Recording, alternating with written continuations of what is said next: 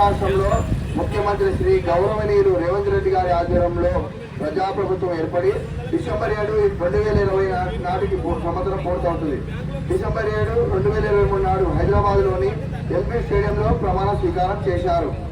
ప్రజాప్రభుత్వం ఏర్పడి తొలి 48 గంటలలోపే 6 గ్యారెంటీలలో 2 గ్యారెంటీలను మహాలక్ష్మి పథకం కింద రాష్ట్రంలో మహిళలు, ట్రాన్స్జెండర్లకు ఆర్టీసీ బస్సులలో ఉచిత ప్రయాణ సౌకర్యం కల్పించింది. రాజీవ్ ఆరోగ్యశ్రీ పథకం కింద ఉచితంగా అందించే వైద్య సేవల పరిమితిని 5 లక్షల రూపాయల నుంచి 10 లక్షల రూపాయలకు ప్రభుత్వం పెంచింది.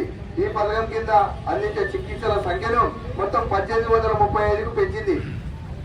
అభయహస్త హామీల అమలు కోసం ప్రజాపాలన కార్యక్రమం నిర్వహించింది. ప్రగతి భవనాన్ని శ్రీ మహాత్మా జ్యోతిరావు పులే ప్రజాభవనంగా మార్చి అక్కడ ప్రజావాణి కార్యక్రమాన్ని ప్రారంభించారు. ఇచ్చిన హామీలకు కట్టుబడి 500 రూపాయలకు వంట గ్యాస్ సిలిండర్ సరఫరా, గృహజ్యోతి పథకం కింద 200 యూనిట్ల కంటే తక్కువ విద్యుత్ వినియోగిస్తున్న గృహాలకు ఉచిత విద్యుత్ అందిస్తుంది. పేద బడుగు వర్గాల సొంత ఇంటిగా నెరవేర్చేందుకు ప్రతి నియోజకవర్గంలో 3500 ఇందిరమ్మ ఇల్లు నిర్మించాలని ప్రభుత్వం నిర్ణయించింది.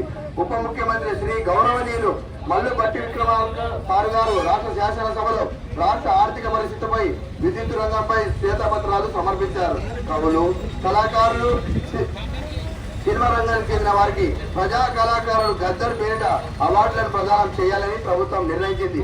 స్విట్జర్లాండ్ లోని దావోస్ నగరంలో జరిగిన ప్రపంచ ఆర్థిక సదస్సులో తొలిసారిగా ముఖ్యమంత్రి శ్రీ యనమల రేవంత్ రెడ్డి గారు పాల్గొన్నారు. సుమారు 40,000 కోట్ల పెట్టుబడులకు సంబంధించి ఒప్పందాలు కుదిరాయి. ముఖ్యమంత్రి అమెరికా, దక్షిణ కొరియాలో జరిగిన పర్యటనలో 36,000 కోట్ల రూపాయలకు సంబంధించి ఒప్పందాలు కుదిరాయి. తెలంగాణ రాష్ట్ర పబ్లిక్ సర్వీస్ కమిషన్ యూపీఎస్సీ తరాల పరీక్షలు, ఇంటర్వ్యూలు, నియామకాల ప్రక్రియ పారదర్శకంగా జరిగే విధంగా తీర్చిదిద్దేందుకు రాష్ట్ర ప్రభుత్వం అనేక చర్యలు చేపట్టింది. పద్మ అవార్డు పొందిన తెలుగు ప్రముఖులను రాష్ట్ర ప్రభుత్వం తరఫున ముఖ్యమంత్రి శ్రీ గౌరవనీయులు రేవంత్ రెడ్డి గారు సన్మానించారు. దీనికి 25 లక్షల రూపాయల నగదు బహుమతి, నెలకు ప్రతి నెల 25,000 రూపాయల పెన్షన్ ప్రభుత్వం మంజూరు చేసింది. అధికారంలోకి వచ్చిన 11 మాసాలలోనే 50,000 మందికి నియామక ఉత్తర్వులు అందజేశారు. ఉద్యోగాల కోసం గరిష్ట వయోపరిమితిని 44 సంవత్సరాల నుంచి 46 సంవత్సరాలకు పెంచింది. మెగా డిఎస్సీ నిర్వహించి 11,062 మంది ఉపాధ్యాయులు ఒకే రోజు నియామక పత్రాలను అందజేసిన ఘనత ఈ ప్రభుత్వానికి దక్కింది.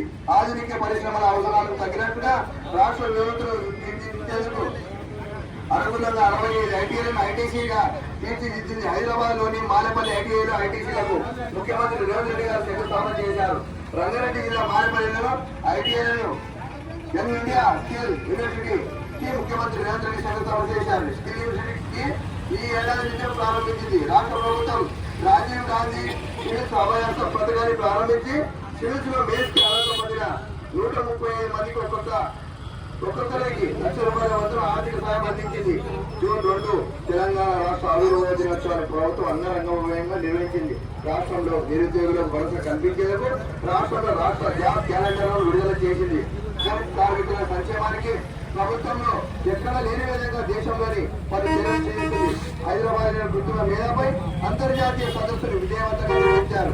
చిన్న మధ్య తరహా పరిశ్రమలకు ప్రోత్సహించేందుకు నూతన విధానాన్ని రూపొందించింది. ఈ ఏడాది కాలంలో రాష్ట్ర ప్రభుత్వం 8 మెడికల్ కాలేజీలకు కేంద్రం నుంచి అనుమతులు పొందింది. చేనేత కార్మికుల ప్రయోజనాలతో Indian institute of rural technology ముఖ్యమంత్రి పాఠశాలను ప్రారంభించారు. దీనికి తోడు కొండ లక్ష్మణ్ బాబు అని పేరు పెట్టడం జరిగింది. చేనేత అభయహస్తం కార్యక్రమాన్ని కూడా ప్రభుత్వం ప్రారంభించింది. ప్రభుత్వ ఆస్తులు, చెరువులు, పార్కులు కబ్జాలకు గురి కాకుండా హైడ్రాలో ప్రభుత్వం ఏర్పాటు చేసింది. హైదరాబాద్ లోని మెట్రో 2వ దశకు మంత్రివర్గం గ్రీన్ సిగ్నల్ ఇచ్చింది. రాష్ట్రంలో ప్రతి గ్రామ పంచాయతీ నుంచి మండల కేంద్రానికి, మండల కేంద్రం నుంచి జిల్లా కేంద్రానికి, జిల్లా కేంద్రం నుంచి హైదరాబాద్ నగరానికి రోడ్లను అభివృద్ధి చేయాలని ప్రభుత్వం ప్రతిపాదించింది. తెలంగాణ రాష్ట్ర హైకోర్టుకు నూతన భవనాలకు రాజేంద్ర నగర్లో 100 ఎకరాల భూమిని, ములుగులో గిరిజన విశ్వవిద్యాలయానికి 213 ఎకరాల భూమిని ప్రభుత్వం కేటాయించింది. రాష్ట్రంలో వ్యవసాయ రంగంతో పాటు అన్ని రంగాలకు, అన్ని వర్గాలకు 24 గంటలు నాణ్యమైన విద్యుత్ సరఫరా చేస్తుంది. విద్యా సంస్థలకు ఉచిత విద్యుత్ ఇస్తుంది. ప్రజా ప్రభుత్వం అధికారంలోకి వచ్చిన 6 మాసాలలోని రైతన్నలకు ఏకకాలంలో 2 లక్షల రూపాయల వరకు రుణమాఫీ చేసింది. 22 లక్షల మంది రైతుల ఖాతాలలో 18,000 కోట్ల రూపాయలు జమ చేసి వారిని రుణ విముక్తులను చేసింది. పంట పెట్టుబడి కోసం తొలి విడతలో 69 లక్షల మందికి 7,500 కోట్ల వారి ఖాతాలను జమ చేసింది. రాష్ట్రంలో సన్న రకం వరి ధాన్యానికి క్వింటాలకు 500 బోనస్ అందించడం జరిగింది.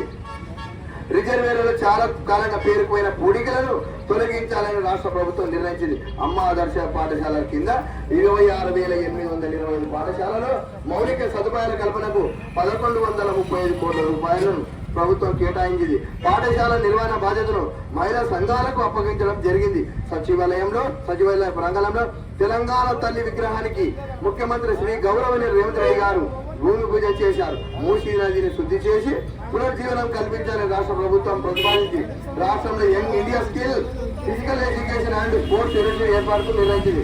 హైదరాబాద్లోని సికింద్రాబాద్, సైబరాబాద్ తోడ్పాటు స్పోర్ట్స్ యూనివర్సిటీని నిర్వచన ప్రభుత్వం ప్రతిపాదించింది.